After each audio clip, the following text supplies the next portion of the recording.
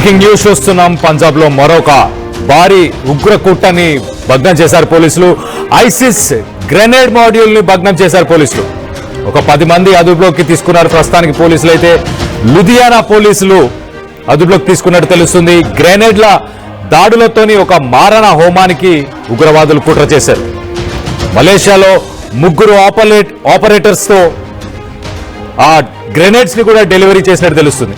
ఇటు పాక్ ఆధారిత హ్యాండ్లర్లతోని సంప్రదింపులు నడిపించారు. మలేషియాలో ఉన్న కొంతమంది, ఇటు పాకిస్తాన్ లో ఉన్న ఐసిస్, ఈ రెండింటికి సంబంధించిన వాళ్ళు ఇక్కడ లుధియానాలో ఈ గ్రెనేడ్ బాంబ్స్ ని పబ్లిక్ ప్లేసెస్ లో పేల్చి ఒక రకంగా విధ్వంసాన్ని సృష్టించాలని ప్లాన్ చేశారు. హ్యాండ్ గ్రెనేడ్స్ డెలివరీ చేస్తున్నారు. ఆ నిందితులు కొంతమంది ఫారినర్స్ కూడా దీంట్లో ఇన్వాల్వ్ ఉన్నట్టు తెలుస్తుంది. రద్దీగా ఉన్న ప్రాంతాల్లో ఈ గ్రెనేడ్ దాడులను చేయాలని చెప్పేసి ఈ ముఠా ప్లాన్ చేసినట్టు తెలుస్తుంది. వరుస ఉగ్రవాద దాడులతోని దేశవ్యాప్తంగా ప్రస్తుతానికి రెడ్ అలర్ట్ ని జారీ చేశారు. ఇటు ఉత్తరప్రదేశ్, ఇటు పంజాబ్, హర్యానా, అలాగే ఇటు కశ్మీర్, ఢిల్లీ, ముంబై, హైదరాబాద్ వంటి నగరాలన్నింటిలో కూడా ఒక్కసారిగా అలర్ట్ అయ్యారు పోలీసులంతా. ఎక్కడికక్కడ పబ్లిక్ ప్లేసెస్ కావచ్చు, పబ్లిక్ ట్రాన్స్పోర్ట్ కి సంబంధించి బస్ స్టేషన్స్, రైల్వే స్టేషన్స్, అన్ని చోట్ల కూడా సోదాలు చేస్తున్నారు పోలీసులు. సో మొత్తం మీద అయితే ఇటు లుధియానాని టార్గెట్ చేసుకుంటూ ఇటు పాకిస్తాన్ సంబంధించిన ఉగ్రదాడి చేద్దామని ప్లాన్ చేశారు. పాకిస్తాన్ సంబంధించిన ఇంటర్ సర్వీసెస్ ఇంటెలిజెన్స్ ఐఎస్ఐ కొంతమంది మలేషియన్స్ తోని ఫారినర్స్ ని ఇండియాకు పంపించి ఆ గ్రైనేడ్స్ కూడా చైనా మేడ్ గ్రైనేడ్స్, అవి చైనా వాళ్ళు తయారు చేసిన గ్రైనేడ్స్ ని వీళ్ళు ఎక్కడ విక్రయించారో తెలియదు. కానీ మొత్తానికైతే ఇండియాలోని పంజాబ్ లోని లుధియానాలో ప్లాన్ చేశారు. ఆ లుధియానాకు తీసుకొచ్చి పబ్లిక్ ప్లేసెస్ లో వాటిని పేల్చి ఒక రకంగా ప్రజల్ని భయభ్రాంతులకు గురి చేయాలి. కొంత ప్రాణ నష్టం కూడా జరగాలని ప్లాన్ చేసినట్టు తెలుస్తుంది. దీనికి సంబంధించి ఒక్కసారి డీటెయిల్స్ కూడా మీకు చెప్పే ప్రయత్నం చేస్తాను. ఇటు లుధియానాకు సంబంధించిన డీజీపీ ఆయన కూడా ఒక ట్వీట్ వేశారు. ఆ ఇమేజ్ లో ఉంది గ్రైనేడ్, ఆ గ్రైనేడే యూజ్ చేసి ఈ విధ్వంసాన్ని చేద్దామని ప్లాన్ చేశారు. లుధియానాకు సంబంధించిన డీజీపీ పంజాబ్ పోలీస్ ఆయన కూడా ఏం చెప్తున్నారంటే, in a major break through Ludhiana Commissionerate Police Bus, a ISI Pakistan-backed grenade attack module and arrest 10 key operatives of foreign-based handlers. 10 మందిని పట్టుకున్నారని చెప్తున్నారు. అలాగే పాకిస్తాన్ కి సంబంధించిన ఐఎస్ఐ దీన్ని బ్యాక్ చేస్తుంది, వాళ్ళకి సపోర్ట్ చేసింది. ఒక గ్రెనేడ్స్ తోని అటాక్ చేసే ఒక మాడ్యూల్, అలాంటి ఒక పథకంతో, అలాంటి ఒక ప్లాన్ తోని వీళ్ళు వచ్చారు. దానికి సంబంధించి ఒక 10 మందిని పట్టుకున్నామని చెప్పారు.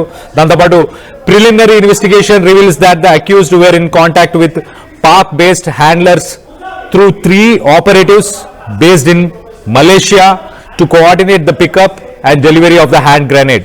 ఆ హ్యాండ్ గ్రెనేడ్ ని పాకిస్తాన్ కి సంబంధించిన కొంతమంది హ్యాండ్లర్స్ మలేషియాలో ఎవరైతే కొంతమంది ఉన్నారో, మలేషియన్ ఫారినర్స్ ఎవరైతే ఉన్నారో వాళ్ళకి ఇచ్చి వాళ్ళ ద్వారా ఈ బ్లాస్ట్ ని చేద్దామని చెప్పి ప్లాన్ చేశారని ప్రిలిమినరీ ఇన్వెస్టిగేషన్ లో తెలిసింది అని చెప్పి చాలా క్లియర్ గా చెప్తున్నారు. అలాగే టాస్క్ ఫోర్స్ ఏదైతే ఉందో లుధియానాకి సంబంధించి, పంజాబ్ కి సంబంధించిన పోలీసులు అప్రమత్తంగా ఉన్నారు. ఇలాంటి ఏమి జరగకుండా సోదాలు చేస్తూ ఎప్పటికప్పటికి మాకు ఇంటెలిజెన్స్ నుంచి ఇన్పుట్స్ వచ్చాయి, వాళ్ళు ఎక్కడ మూవ్ అవుతున్నారు, వాళ్ళ మూవ్మెంట్స్ అన్ని మేము గమనించి వాళ్ళని టార్గెట్ చేసి మరి వాళ్ళని పట్టుకున్నామని చెప్పేసి లుధియానా పోలీసు అయితే చెప్పుకొచ్చారు. సో దీనికి సంబంధించి మరిన్ని వివరాలు తెలుసుకునే ప్రయత్నం చేద్దాం. మా ప్రతినిధి ఉన్నారు నవీన్ ఫ్రమ్ ఢిల్లీ. నవీన్ తో మాట్లాడి తెలుసుకునే ప్రయత్నం చేద్దాం. నవీన్, చెప్పండి, అసలు లుధియానాలో ఏం ప్లాన్ చేశారు ఈ టెర్రరిస్ట్ గ్రూప్స్? నవీన్, వినిపిస్తున్నా? ప్రస్తుతానికి 10 మందిని కూడా పోలీసులు అదుపులోకి తీసుకోవడం జరిగింది. వీరు పెద్ద ఎత్తున రద్దీలో ఉన్నటువంటి ప్రాంతాల్లోనూ గ్రెనేడ్ దాడులు చేపట్టాలని చెప్పేసి వీరు ఒక ప్లాన్ కూడా చేస్తూ తెలుస్తుంది. కొద్దిసేపు క్రితమే పంజాబ్ లుధియానాకు సంబంధించినటువంటి ఈ ప్రాంతాల్లోనే వీరిని కూడా అదుపులోకి తీసుకుని తెలుస్తుంది. ప్రస్తుతానికి పోలీసులు ఇన్వెస్టిగేషన్ కూడా చేపడుతున్నటువంటి పరిస్థితి ఉంటుంది. అయితే వీరి దగ్గర ఇటు హ్యాండ్ గ్రెనేడ్స్ తో పాటు కొన్ని గన్స్ కూడా వీరు స్వాధీనం కూడా చేసుకున్న తెలుస్తుంది. ప్రస్తుతానికి వరుస దాడులకు పాల్పడేందుకు వీరందరూ కూడా ఒక కుట్ర పన్నట్టు కూడా మనకి సమాచారం ఉంటుంది. అంటే పంజాబ్ లుధియానా కాకుండా పంజాబ్ ఉన్నటువంటి కొన్ని సిటీస్ టార్గెట్ చేస్తూ వీరందరూ కూడా హ్యాండ్ గ్రెనేడ్స్ తోటి కూడా ఈ దాడులకు పాల్పడాలని చెప్పేసి కూడా పక్క ఆ ప్రణాళికతో కూడా వీరు ముందుకు వెళ్తున్నటువంటి సమయంలో ఇంటెలిజెన్స్ ఇచ్చినటువంటి సమాచారం ప్రకారం ఈ 10 మందిని కూడా అదుపులో కూడా తీసుకున్నట్టు కూడా తెలుస్తుంది. వీరందరూ కూడా మలేషియాకు సంబంధించినటువంటి కొంతమంది నేతలతో కూడా వీరు టచ్ లో ఉన్నట్టు కూడా తెలుస్తుంది. అక్కడ ఉన్నటువంటి ఐసీ సంబంధించినటువంటి ముఖ్యమైనటువంటి నేతలు ఎవరుతున్నారో వారితోటి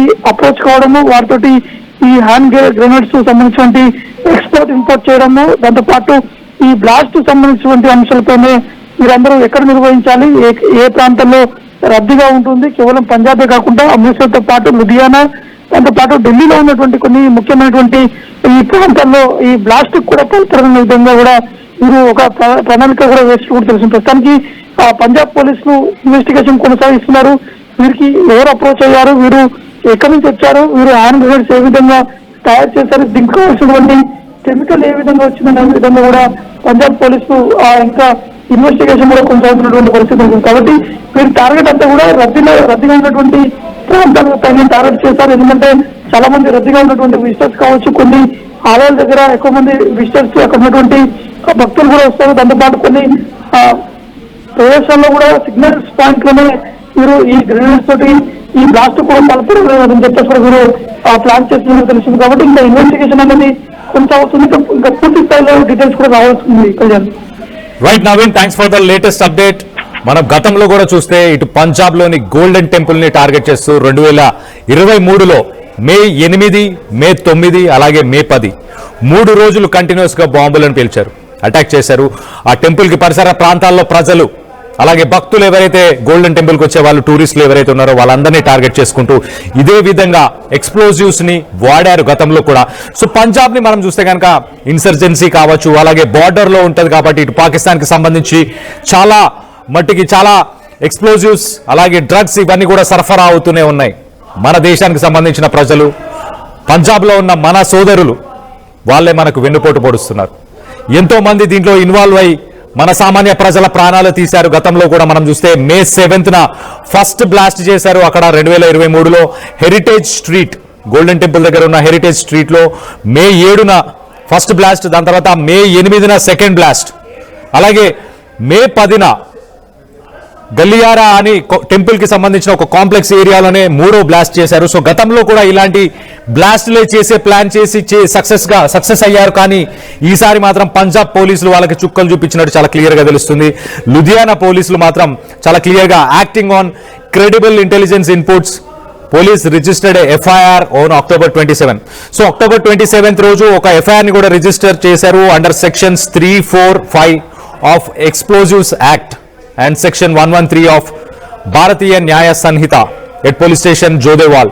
సో బేసికల్ గా ఫారినర్స్ కూడా దీంట్లో ఇన్వాల్వ్ అయ్యారు కాబట్టి రెడ్ కార్నర్ నోటీసులను కూడా జారీ చేశారు. ఎవరైతే ఫారినర్స్ ఇక్కడికి ఇండియాకి రావడం పోవడం అలాగే ఇక్కడ రావడంతో ఒక పెద్ద విధ్వంసమే ఆగిపోయినట్టు చాలా క్లియర్ గా తెలుస్తుంది. ఇటు లుధియానా ఒకటే కాకుండా పంజాబ్ లో చాలా లొకేషన్స్ లో ఇలాంటి అటాక్స్ ప్లాన్ చేసినట్టు తెలుస్తుంది. సో ఆ పైన ఇమేజ్ మీకు ఏదైతే కనిపిస్తుందో ఆ బ్లూ కలర్ లో కనిపించేదే గ్రెనేడ్. అలాంటి గ్రెనేడ్స్ తోని ఒక్కసారిగా పబ్లిక్ ప్లేసెస్ లో ఆ గ్రెనేడ్స్ ని వాడి విధ్వంసాన్ని సృష్టిద్దామని ప్లాన్ చేశారు. ఆ గ్రెనేడ్ చూస్తే కనుక బ్లూ కలర్ లో ఉంది, అది China manufactured, Chinese company manufacture చేసినాయి. చైనీస్ కంపెనీ నుంచి మరి పాకిస్తానీస్ తీసుకున్నారా, లేక మిగతా ఏదైనా రూట్ ద్వారా పాకిస్తానీల చేతులకు వెళ్ళిందా, లేకపోతే చైనా వాళ్ళ దగ్గరుండి పాకిస్తాన్ వాళ్ళకి ఇచ్చారా అన్న కోణంలో అయితే ప్రస్తుతానికి అయితే ఇన్వెస్టిగేషన్ జరుగుతుంది. మొత్తం మీద ఇటు ఢిల్లీ బ్లాస్ట్ మరొక ముందే ఇంకా ఏం జరుగుతుందని ప్రజలు భయపడుతున్న సమయంలోనే మరొక విధ్వంసానికి పూనుకున్నారు. మొత్తం మీద దాన్నైతే ఇటు మన పోలీసు విభాగాలు కావచ్చు, నేషనల్ ఇన్వెస్టిగేషన్ ఏజెన్సీ, అలాగే పంజాబ్ పోలీస్, ఆర్మీ వీళ్ళందరూ కలిసి ఎదుర్కొన్నారని చెప్పుకోవడానికి ఇది ఒక రైట్ ఎగ్జాంపుల్ అనుకోవచ్చు. ఇటు ఢిల్లీ బ్లాస్ట్ కూడా భారీ ఎత్తున ప్లాన్ చేసినా కూడా దాన్ని మాత్రం నియంత్రించే ప్రయత్నం చేశారు పోలీసులు. సాయి శక్తులా వాళ్ళు ప్రయత్నించడం వల్లనే ప్రాణ నష్టం కొంత మాత్రమే జరిగింది, విధ్వంసం కూడా కొంత మాత్రమే జరిగింది అని చెప్పేసి చెప్పుకోవచ్చు.